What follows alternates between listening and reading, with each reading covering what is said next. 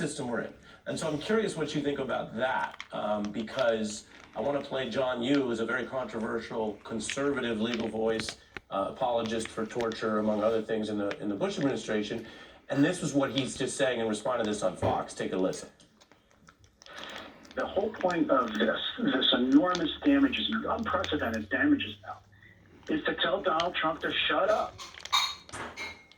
When you're right, you're right. That happens to be true.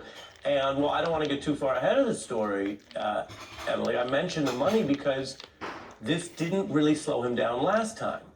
But if he wants to keep going, and his statement today, which I just, in fairness, want to reference to give people a sense of what he is saying, he calls this, quote, ridiculous. He says he disagrees with the verdicts and will appeal. He says the legal system is being used as a political weapon, and he complains about, quote, First Amendment rights. This is not America. People are free to disagree with this statement. I don't, in this paragraph, Emily, see any of the type of material that was ruled defamatory in the past. So you could look at this statement and go, oh, Donald Trump being himself, screaming in all caps. But in fact, tonight at least, and I can't predict tomorrow, he's not tripling down. And I wonder whether you think a cost this high might actually work in the way that John Yoo suggests, Emily.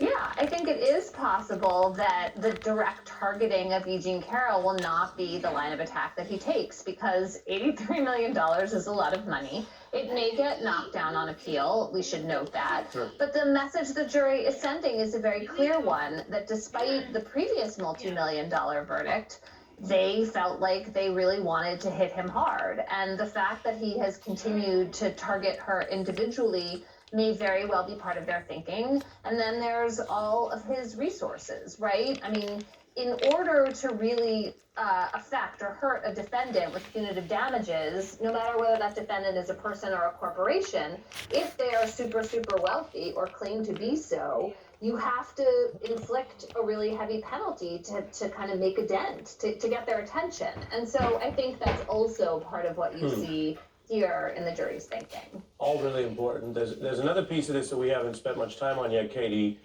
which is that we are supposed to have free speech in America.